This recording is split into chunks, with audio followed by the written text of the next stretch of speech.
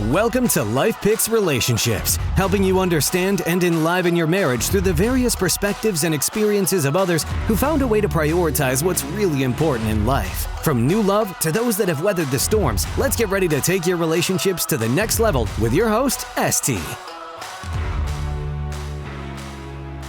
Hey Life Picksers, hope you're having an awesome day. If you're new here, you want to make sure that you hit the subscribe button or follow, depending on whichever platform you're on, and listen to at least the past 10 episodes. That way you're caught up and you know what we're talking about. For today, we've got a couple who the husband was suicidal, went bankrupt, dropped out of college, had some crazy background experience. Who the husband was a college dropout, went bankrupt, was suicidal, drank alcohol every morning, and just didn't have such a good life. And the wife was just shy and constantly sick and dated just tons of people, just couldn't hold any good relationship together. And today they're happily married, really working on themselves and really making an extraordinary relationship. Thank you so much, Nate and Dina, for being here. I'm super excited to be speaking with you. You want to start by telling us how you guys met? Ooh. Does Dina want to talk about that, or shall I start?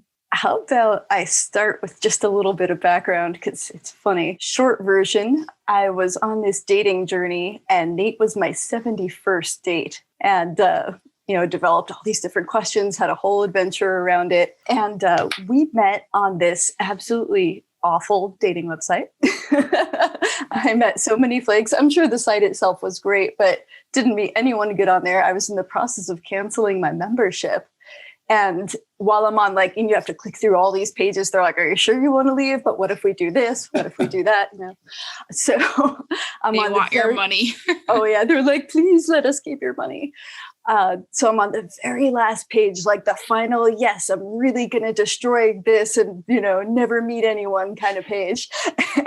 And I get this funny feeling no, just wait a few days. I'd gone through everything else already. And I'm like, all right, I try to listen to my intuition. So I decided to back away from, canceling the site. And I'm just going to give it 3 days and see if something happens. And on day number 3. Oh, yes. So meanwhile, in a galaxy far, far away, I was on doing the online dating thing too. And I was on a couple of sites, and I was actually getting advice from someone, this lady who was kind of starting a career as a dating coach, but we were just kind of more friends, and we were kind of exchanging knowledge. And she was telling me, she's like, hey, try out this other site, and I'm like, I don't know. She's like, well, I've never tried it before, so I want you to be my guinea pig. It's like, oh, that's encouraging, but no, I'm not too sure about that. So, but finally, I'm like, all right, I'll try this other site. And I log in or whatever, I pay my membership dues, and the site had an interesting setup where you get only 10 matches a day. So it's not like you could browse through all these profiles and stuff. They're just like, all right, we hand selected 10 for you. And so I look at the 10, and the first one on the list, I'll never remember who it was, but the second person ever that I logged in for the first time, I'll never forget this person because it was Dina. Yeah. So she was almost gone from the site, and I just got on, and that's how we met. On the third day on her third day of so-called canceling was the day that you created your membership. Yeah. For me, it was Dina, you've been on there for a while, right? Months. Yeah. Oh, okay. And I was on there day one. Oh, and I sent her an email, and then it was a while before you replied, actually, because you were moving, I think. I was moving, yeah. But I saw that I got a really cool message. I quickly read it, but I was all moving brain, and I'm like, oh, this actually deserves a proper response. I had a good feeling. Not moving brain response. Yes, not. So wanted to make it better. Oh, to take it. So cool. Now, Dina, you're writing a book now on your 71 dates? I am, Tell us about that. Oh, thanks. Right now, there's actually 2 books in process. There's a bigger one, 71 Dates, and I'm also doing a pocket health guide. And the Pocket Help Guide just has like quick and dirty, what do you do when you're on the date? So I have a list of questions to ask for different dates and ideas for where to go to, stuff to work on yourself so that you attract the right partner. So it's a lot of fun. In 71 dates, I go through my whole story, and I had started out in a pretty toxic situation. I was divorced before. And I go through all the inner work that I went through and everything I had to do to get honest with myself about where I was really at and why I was getting the partners I was, or not really partners, but parasites. Oh. And it was because of me and the kind of life that I had. And so I really had to take a look at whether I was creating a life for myself or I was just in escape mode and hoping a guy would fix it for me. And it was number 2. Yeah, could you tell us a bit about that? Because we speak a lot about becoming the person you want your partner to be, as in like if you want someone's really caring, then you go and become a really caring person. But a lot of people have a really hard time with that, why they have to work on themselves first before they could go and ask of that, how that could actually go and happen in their partner. Why is that? Oh, yeah, well said with that. Well, I think that it comes down to when we look for love, we often, much like with wealth, we come from a place of lack. And to use me, for example, I was someone who grew up pretty poor. I struggled with poverty quite a lot. And I had this fantasy in my head that, you know, once I found someone, everything would be fine. I don't know how. I had no actual idea. But magically, everything would be okay. I'd be this functional, responsible person who could do things and got up on time and, you know, all that. And that wasn't happening. And so I realized that for me, if I wanted to really find someone who was healthy, I would have to be his equal. So that meant getting my financial life in order. So really learning a lot about budgeting and being fiscally responsible, putting more effort into my career to have better jobs that would be sustainable when I found someone. Even just little stuff like learning how to cook. And, you know, I don't mean that in the that's the woman's role way, but in a taking care of myself way. Just doing. She is an awesome cook, though. I'm just. And you didn't know how to cook before? I thought that I was being fancy when I poured some mac and cheese and marinara sauce, and I was like, "Look, I'm mixing things." So, well, if you go like this, I mean, yeah. But, sorry, I'll shut up now. Contributing nothing. I appreciate the vote of confidence, but basically, I started adulting, and you know, when we talk about self-care and we talk about loving ourselves. I think that a lot of us think it's just a lot of affirmations and bubble baths. And it's really not. It's very unsexy. It's doing your taxes. It's making sure that you're at work on time and aren't stressed about it because you had plenty of time to get there. It's keeping my word so that I'm not like, oh no, I flaked on this person or did I do that? Like just having more internal organization and integrity and being responsible for my own feelings and owning when I'm the one who screwed up rather than, you know, just wishing life were easier. So that's kind of the short version. It goes way more in depth, but I just realized that I had to clean up my own house. Otherwise, my problems would keep following me and I would keep recreating that with a partner. And until I changed my standard of living, I was just going to be drawn and attracted to people who kept reinforcing that unconsciously. Because that was what normal felt like. So they would feel familiar. So I think that's a really important part. That's what normal feels like. So that's what they will feel familiar with. Yeah. That's where the actual change, that's why you're attracting different types of people when you change, because now they want something that's for them. So well said. Yeah, I think that a lot of folks will kind of keep going after the same person and have the same problems and not realize that like something just feels right about them. I don't know. And I'm just like, no,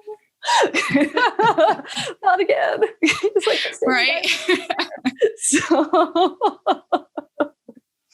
yeah, totally. What about you, Nate? Did you like have to do work on yourself before you met Dina? Or obviously everyone's working on themselves, but I mean, specifically in this for marriage. Oh, only probably over a decade of work. Yeah.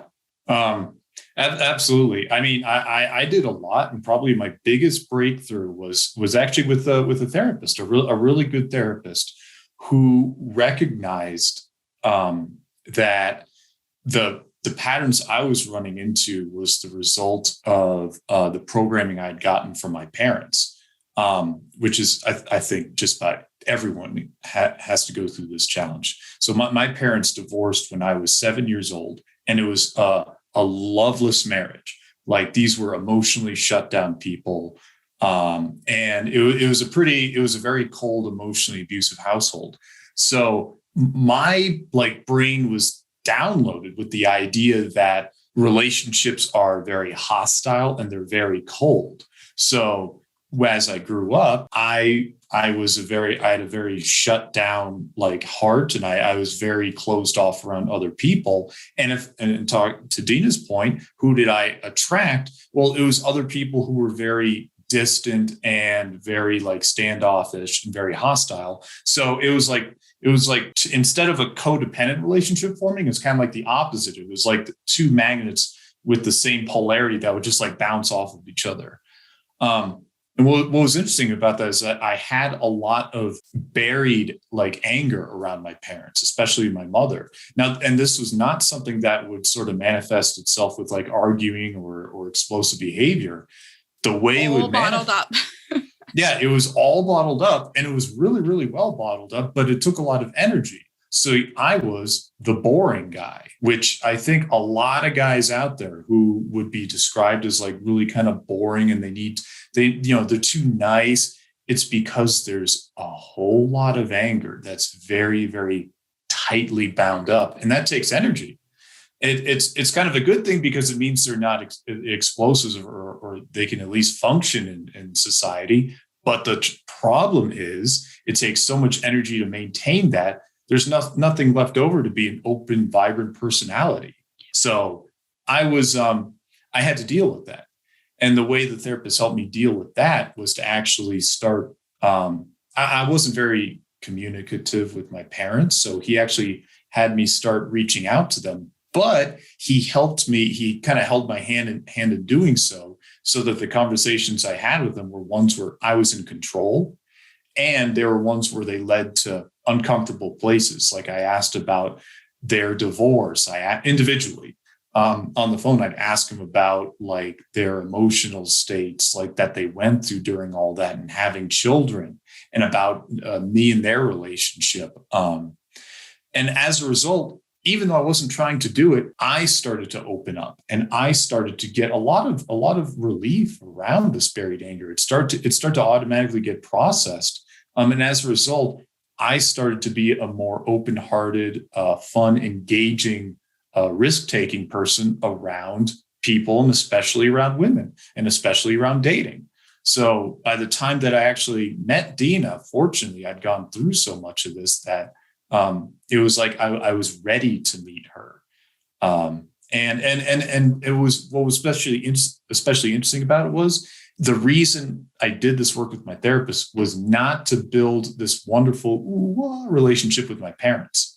It was a means to an end. The point was to get over my own wounding. And it was interesting because I actually, as a result, developed a much better relationship with my dad. With my mom, not so much. She kind of stayed really shut down, but it was about the growth I went through rather than building the relationship with them. That's for sure. You can never change someone else. So I'm just curious, but besides for all the work that you went through in this, which is incredible, did you find yourself so-called getting stuck in between your parents? You're each one of them, if you're talking to them separately, and from the way it sounds, it doesn't sound like they're on such good terms till today. It could be I'm making things up, but you're right. When one thing, your father is telling you one thing, your mother is telling you something different about the same situation. What's that like for you as a child? For me, it was honestly relieving, because I came from a really painful household and a painful childhood. At least as an adult, I was finding out the truth, and I was hearing it as an adult, so I could finally start processing this stuff. So it was honestly very emotionally relieving. especially because I wasn't doing it alone. I was on the side. I had a therapist on my side. So when I was actually telling Dina about this yesterday, where I actually sent this is going back a couple of years during this process. I sent my mother an email and she sent a reply, and I showed it to the therapist, and he's like, my God, that is a staggering blow off. And it was just like, it was so relieving to hear someone else's perspective, because I'm just like, yeah, it really was. So that's part of what it really helped. And it was so relieving was that I would discuss something with my dad, and he would tell me, it's like, no, wait, that really wasn't how it went down. And it was almost like it was confirming some kind of subconscious suspicion I had, where I think, this whole time I was kind of thinking my dad acted this way or did this. And it turns out he wasn't as bad a guy as I thought. So the clarity wasn't exactly like a Hollywood Disney ending, but it kind of had its own relieving nature to it, because I was finding out the truth. Yeah, you're not so much trying to make it right. You're more trying to find the truth. And that's where the real stuff is, the real work, the real world. Yeah. You can't do anything without the real truth. And not just the truth, but the fact that I was leading the expedition to the truth, and that I was doing so in the presence of someone who used to be in charge of me as a child. So now it's sort of the idea is that like, oh, now I'm the adult, not just like saying to myself, no, I'm a grown up person. I was actually demonstrating it. I was practicing it. And that's how my brain got rewired to be a more capable man in my other relationships. I can almost feel that sense of freedom coming from those conversations. Now, how long are you guys married for? How long, Dina? 8 months? Yeah, about 8 months. Yeah. And in those 8 months, or maybe I should say from your whole relationship, you decide, what was your worst moment? Ooh, I love this question. Don't say it, Dina. Don't say it. Do you want to go first? If you have something at mind, feel free to go first. Now, and this includes when we were dating, right? Yeah, I started off with 1 year marriage, but you could do your dating. Whatever's worse, we want to hear that. Yeah, bumpier during dating for sure. Yeah, which I think is actually probably I'm stalling here totally. But no, I think it's actually a good sign when you get a lot of the bumpy stuff out of the way during dating. For sure, yeah. I could think of one where I think Dina and I we were at your old apartment, not the one where I stayed during the house construction, but the one before that. And I think we had just gotten back from Evergreen, which is like 20 minutes west of where we were living, or 30 minutes, something like that. And I think we were planning out a trip to see the relatives for Thanksgiving. And it was the first one, which can be extremely high stress. And I was kind of pissed about like greeting some relatives. And I was getting really shut down. And do you remember this, Dina? You got so fed up with me that I wasn't communicating, that you were just like, you just bounced. You were just like, all right, I'm out. And you went to the bedroom, and I was left alone in the living room, just like, oh crap. So I think that was the worst, because I think that was the first time that Dean and I don't raise our voices or argue. We're just not that tight, but it was probably the closest we'd gotten to it at that point. And how did you solve it? I sat for a bit, and I let her sit for a bit in the other room. And then eventually I went over and I knocked on the door. And at that point, I think our adrenaline had kind of gone down enough that we could talk about, not that we were like, but we had time to get more centered. And then I'd gotten to a place where I wasn't defensive anymore. Now I was like, oh, geez, I could be a better observer of my behavior and realize I need to be more open. I need to talk more.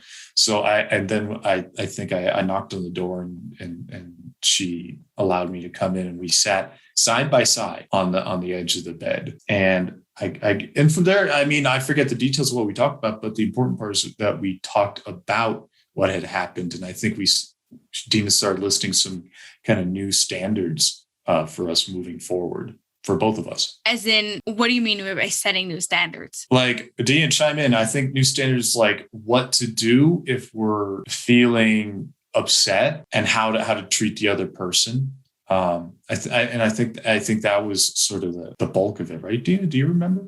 Yeah, 'cause we had very different styles of conflict. Like where Nate would get more defensive and shut down and more on the irritated side, I would panic, get super anxious, like kind of scared and sad. And, it showed me some stuff that I still needed to work on. So for me, if someone got really short with me or really irritated, I'm just like, oh no, what do I need to do to fix this? So for me, even leaving the room at all was actually really healthy, because I would usually just try to fix it and he would shut down more, and that cycle wasn't helpful. So yeah, we talked about what each of us need in that situation, where for Nate, not having me go, okay, let's fix it, let's do this, instead having more spaciousness. Where for me, speaking more kindly was really helpful, or even just saying, hey, I'm not ready to go there yet. Let's reconvene in an hour, and just allowing that space and not having to have it figured out right now. And another thing that we added that I thought was really huge was that when we were in that space, we would hold hands for a minute or do something to have a physical gesture of affection, and just kind of send that message to our brains, our nervous systems, just, hey, I know this is a bumpy moment, but I still love you. I'm still here. We're just having an awkward moment, but it's okay. I'm still me. We'll figure it out. Yeah. As my therapist said, because he suggested to me a lot of the holding hands and physical contact. He's like, that's primitive enough. That'll work. So, I mean, I want to add, like, it's fascinating. It's perfect that Dee and I came together, because we both are just like the perfect triggers for each other, because I come from a family of silence, of distance. And if there was communication going on, it was almost always a bad thing. And Dina comes from a family where the peace and the appearance of happiness was kept with constant communication. And if that ended, if there was silence, that was really bad. So of course our styles are polar opposite. I mean, we had to like, we're the perfect avenue for each other's growth. You bring afterwards the goodness from each of them, whether you look at them as good or bad, but you could really use the most of each of them to bring into your relationship. Yeah, we had to. Yeah. Yeah, whenever Nate would get silent, I'd be like, oh no, what's wrong? What did I do? Like, there'd just be like, I'd be reviewing everything I did that day, what I said, how I moved, what I wore. I'm like, because my family was a lot more micromanaging and controlling, and they needed to like keep up appearances. So they would kind of play house and make jokes and things, even though everyone was miserable and no one was being honest about where they were at. So like they were always putting on a show. And that silence was like when it got, broken past repair. So when that was Nate's go-to style, I'm just like, oh. So. and we didn't know this. We had to talk about all this. And once we started talking about it, there's a lot more understanding. I was like, oh, that's the environment you grew up in. And Dina would hear what I had to say and be like, oh, wow. So this is why the silence is actually, or not only is the silence more comfortable for you, but when there's the opposite of that, you can get overwhelmed really easily. So that really helped. Yeah, there's understanding of why. The more you know someone's background, the more you know their challenges, what they went through, how they grew up, the more you could understand why they're acting that way in that situation. It's not a way to go and fight against it, like say, oh, you could get away with anything, or because of that, you don't have to do this, but you could really go and understand the other person so that way you could go and work with it. Now, ever since you set those new standards, has your communication really changed? Obviously that was your worst moment from what you said. So I don't know what your other disagreements, you don't fight, but you're not getting alongs were like, but were they better because of those standards? I would say there was definitely an improvement, but it wasn't overnight. We still have our own ingrained patterns, and that took time to work through. Nate would still shut down and need to be silent for a while, and I'd still be very hurt when he would. And it took a bit to normalize that. And the more that I could just be like, oh, this is just something he does, it seemed like the more Nate was able to bounce back from that silence. And in time, it really shifted. Like Nate's gotten so much more soft and, just able to roll with that stuff. And I've stopped freaking out and taking it personally. I can just be like, oh, hey, you're having one of those moments. Do you want me to just go upstairs and do my thing for a bit? And it can be really casual. It doesn't have to be this life or death, like serious thing. Yeah. And what Dina says, totally right on. And the fact that it's been a gradual process, that it wasn't like a sudden turnaround thing. It's a constant sort of doing our own individual work. And then as a result of our individual work on ourselves, we're able to actually meet those standards. Setting them just kind of enumerated what we needed in the relationship, but to actually do it, that requires our own constant individual work and being okay with a slow progress rather than kind of an overnight shift. Yeah, and it's probably really cool and really like makes you feel really good. The fact that you could go and look back and see how far you've come, especially that it wasn't overnight. You're like, we've changed a lot, and not that you're stopping to change and you're continuing to grow, but you've come a long distance. And with all that hard work put in, sure, it's probably worth it. Now, Dina, do you have a different most difficult moment, or would you consider that one to be the same? A couple came to mind. So like 15 came to mind. I'm kidding. I think she brings out her notebook. Yeah, let me alphabetically or chronologically. Do you like keep track of everything? Not even a little. No, I think for me, more than one incident was like kind of that pattern of shutting down. Like it happened a lot more frequently earlier on, where Nate would just go silent and I would absolutely panic. And I think just having that in my world after being single for a while and not needing to navigate with someone was just scary, and took a while for me to take responsibility for myself rather than wanting Nate to just be perfect all the time. I'm trying to think of like a specific, well, there was that time. Probably had to do with that, right? Yeah, like I think another behavior of mine that wasn't awesome at the time was like I would be overly expressive of, good things, but to the point where it was like a little too much for Nate. And I think a little too much in general. And we had gone to some beer tasting thing and I had a few too many beers, which I do not do anymore since then. And I was just like going on about how great he is and oh, you're my world. This is wonderful. You're the most amazing. And Nate's just like, sitting there like you could just see. Like, oh my God. And it was so unpleasant for him. And I was getting so anxious seeing that behavior that I was trying to be even more loving. And it just really pushed him away to the point where he decided to take space for a few days. And this was earlier on in our relationship. And I think that radio silence was just terrifying for me. So for me, that was my most uncomfortable moment. And it was such a gift because it was a great time to see how I had lost myself and that I was focusing on trying to grasp at this person instead of just being in balance with myself and expressing authentically and honestly and fixating on him rather than being in touch with myself.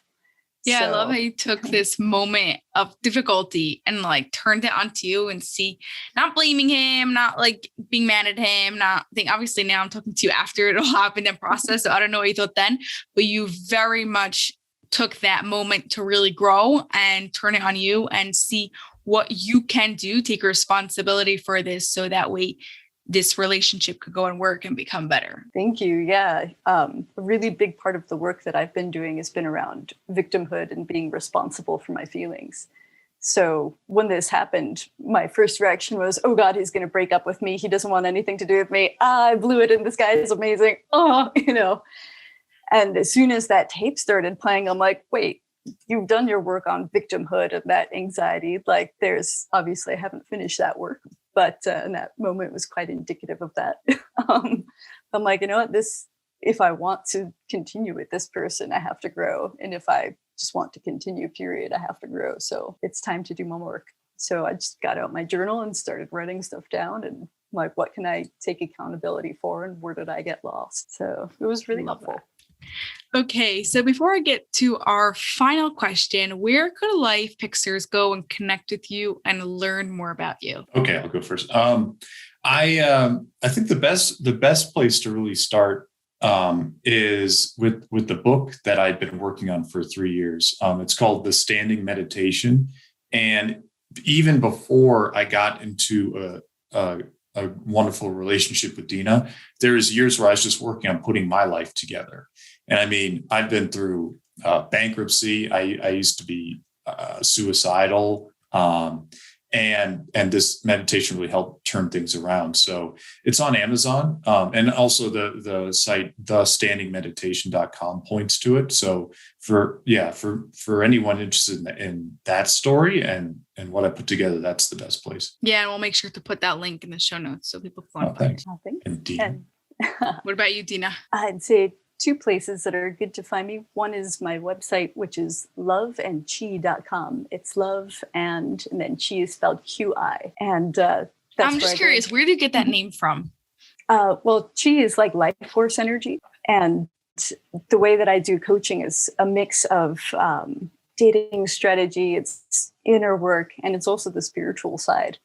So that felt like a helpful balance. Like you have the love part, you've got the life force, it's working on everything.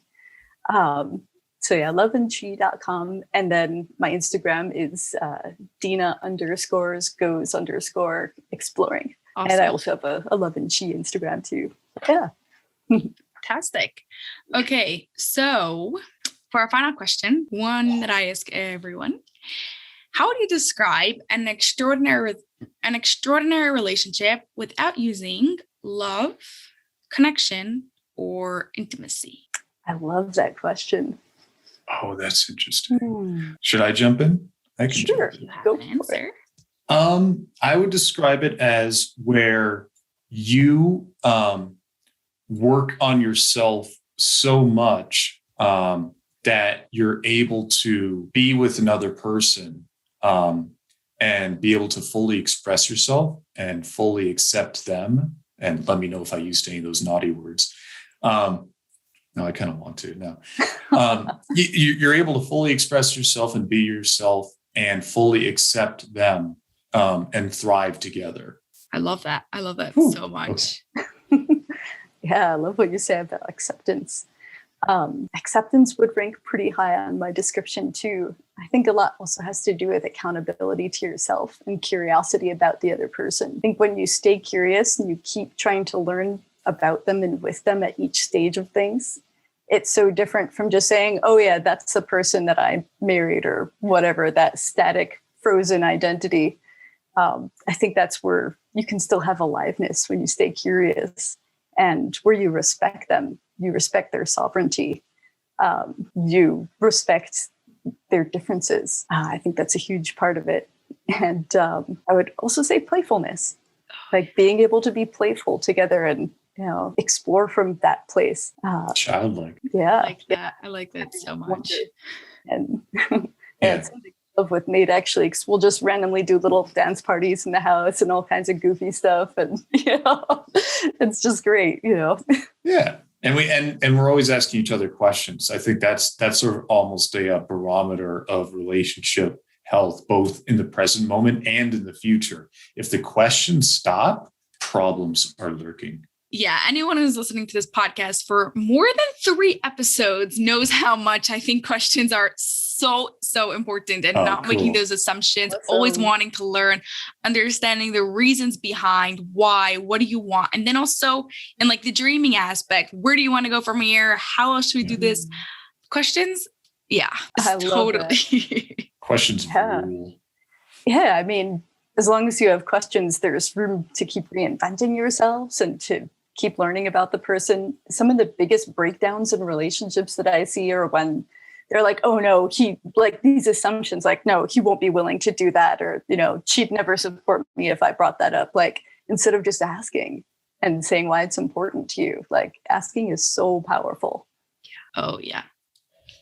Awesome. Well, thank you so much, Dina and Nate. This was amazing. Well, thank you. This has been thanks. cool. I loved your questions. Fittingly enough, and your contributions. So yeah, thank you, Esty. Yeah, this was wonderful. Thank you, Esty. Great questions. And yeah, just love it. That's all for this episode of Life Picks Relationships, and we have a huge favor to ask of you that will not only support this show, but also give others what they need to take their marriage to the next level.